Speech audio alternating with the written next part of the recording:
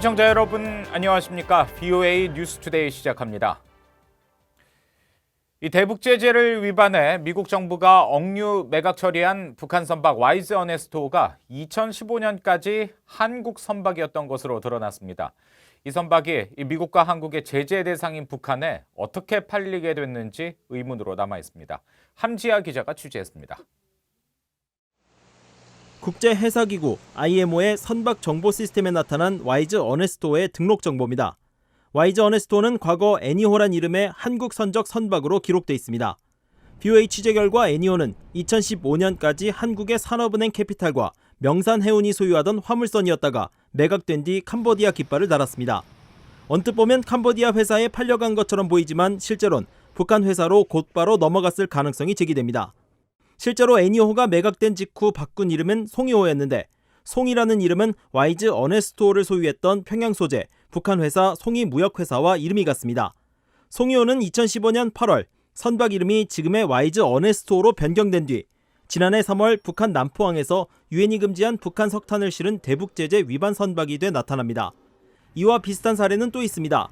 현재 미 재무부와 유엔 안보리의 제재 대상에 오른 북한 유조선 백마호는 2016년까지 파나마 선적의 로얄 미라클이란 이름으로 운영됐는데 실제 소유와 운영은 2011년부터 한국의 업체가 맡았던 것으로 나타났습니다.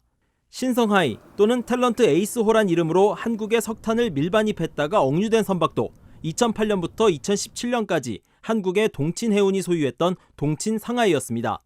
이들 선박들은 북한 매각 시점이 5차 핵실험에 따른 유엔 안보리 결의 채택 이전인 2015년이어서 안보리 결의 위반은 아닐 수 있습니다.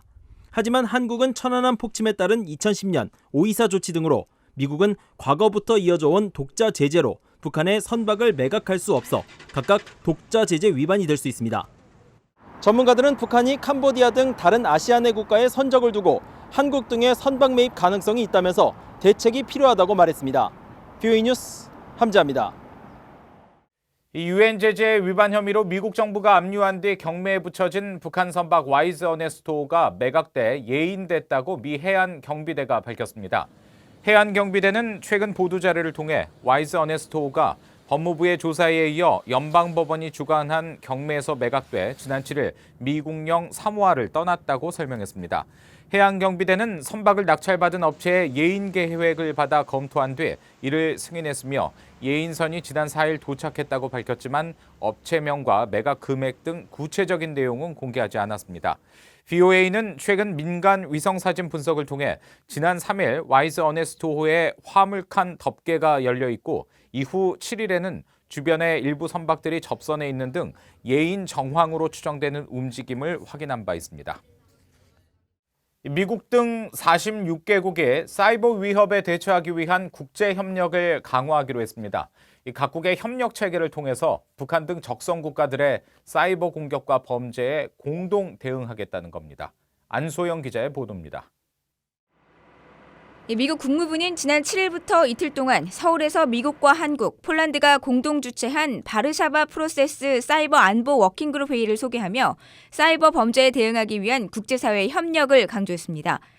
정보통신 기술 성장이 세계 경제 발전에 기여했지만 상업적 악성 코드 등은 사이버 공간의 파괴 활동을 증가시키면서 국제 평화와 안보에 새로운 위협이 되고 있다고 지적했습니다.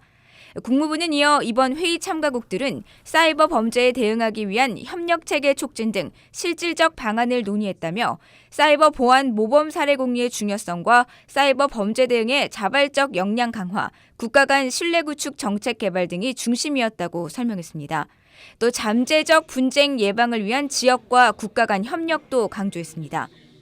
앞서 국토안보부의 사이버 담당 고위 당국자는 2년 전 북한이 저지른 워너크라이 해킹 사건을 거론하며 사이버 공격을 막기 위한 동맹국 간의 협력을 강조했습니다.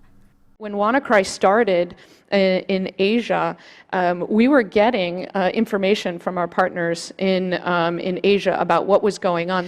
We were getting advance information because of those partnerships we had built overseas. 이런 가운데 워싱턴에서는 사이버 위협을 주제로 아틀랜틱 카운슬이 주최한 토론회가 열렸습니다. 참석자들은 사이버 보안을 강화하기 위한 정부와 민간 기업 중심의 파트너십 구축이 필요하다면서 소프트웨어에 국한하지 않는 보다 광범위한 전략이 제안됐습니다. A lot of the rules and regulations that we've established in other supply chain areas are more difficult with software because the transmission, the country of origin challenges with software all make drawing analogies from our past practices difficult. 지난 6월 폴란드에서 열렸던 바르샤바 프로세스 후속 조치로 열린 워킹그룹 회의에는 46개국 120여 명의 정부 인사와 전문가들이 참여했습니다. VOA 뉴스 안소영입니다. 미국 상원 정보위원회가 러시아의 미 대선 개입 가능성에 대한 광범위한 조사 결과를 담은 보고서를 발표했습니다. 러시아가 온라인 여론 공작을 통해 2016년 대선뿐 아니라 내년 대선에도 개입할 가능성이 있다고 진단했는데 북한 또한 그런 역량을 키우고 있다고 경고했습니다. 이조은 기자의 보도입니다. 미국 상원 정보위원회가 러시아의 미국 대선 개입 가능성에 대한 2년간의 수사 결과가 담긴 두 번째 보고서를 공개했습니다. 정보위는 85쪽 분량의 보고서에서 지난 2016년 미국 대통령 선거 당시 온라인 여론 공작을 벌인 혐의를 받고 있는 러시아 업체가 여전히 활발히 활동하고 있다고 지적했습니다. 이어 내년 미국 대선 개입 가능성도 배제할 수 없다면서 지난 대선 이후 러시아 소재 인터넷 리서치 에이전시 IRA의 활동이 페이스북과 트위터, 유튜브, 인스타그램에서 급증했다고 설명했습니다. 또 거짓 보도와 음모론 등의 유포를 통해 미국 내 분열과 불신을 조장하고 있다고 설명했습니다. 러시아의 이런 온라인 여론 공작을 뒤따를 가능성이 있는 국가론 북한이 지목됐습니다. 리처드 버 상원 정보위원장은 성명을 통해 러시아는 이번 보고서에서 요약된 현대 정보화 전략을 연마한 첫 국가일 수 있고 중국과 북한, 이란과 같은 다른 적국들도 이를 뒤따르고 있다고 밝혔습니다. 정보위의 이번 보고서는 러시아의 2016년 미 대선 개입 범위를 담은 5개 보고서 가운데 두 번째입니다. 북한은 지난 7월 발표된 첫 번째 보고서에 적시됐었는데 당시 정보위는 미국은 러시아, 중국, 이란, 북한 등 사이버 영역 신흥 적국들의 역량을 능가하는 방안을 심사숙고해야 한다고 밝혔습니다. 상원 정보위는 이번 2차 보고서를 통해 사회관계망 소셜미디어 업체들이 자사 플랫폼에서 벌어지는 정치적 선정 관련 활동 정보를 공개하도록 하는 법안을 추진해야 한다고 권고했습니다. VOA 뉴스 이존입니다. 미국과 러시아의 북핵 수석 대표가 9일 전화 통화를 하고 스웨덴 미북 비핵화 협상 결렬 이후 한반도 상황 등에 대해 논의한 것으로 알려졌습니다. 러시아 외교부는 이날 이고르 모르글로프 아시아 태평양 담당 차관과 스티븐 비건 미 국무부 대북 특별대표가 통화를 하고 최근 한반도 상황에 대해 이야기했다고 밝혔습니다. 양측은 이번 통화에서 한반도 문제 해결을 위한 정치 외교적 절차를 지지하며 다자 간 협력을 강화하자는 데 뜻을 모았다고 러시아 외교부는 설명했습니다. 앞서 비건 대표는 전날 워싱턴을 방문한 한국과 일본 측 북핵 수석 대표와 회동하고 북한의 완전한 비핵화와 한반도의 지속적인 평화를 위해 미, 한일 간 긴밀한 조율의 중요성을 재확인했습니다. 수잔 손튼 전 국무부 동아시아 태평양 담당 차관보 대행은 미북 실무협상 결렬 이후 북한은 미국의 혼란스러운 정치 상황에 대비해 전략을 짜고 있을 것이라고 말했습니다. 손튼 전 차관보 대행은 9일 VOA와의 인터뷰에서 북한은 도널드 트럼프 대통령의 재선을 바라면서 이후 취해야 할 조치가 무엇인지 내년까지 미국으로부터 얻어낼 수 있는 양보가 무엇인지 고민하고 있을 것이라고 말했습니다.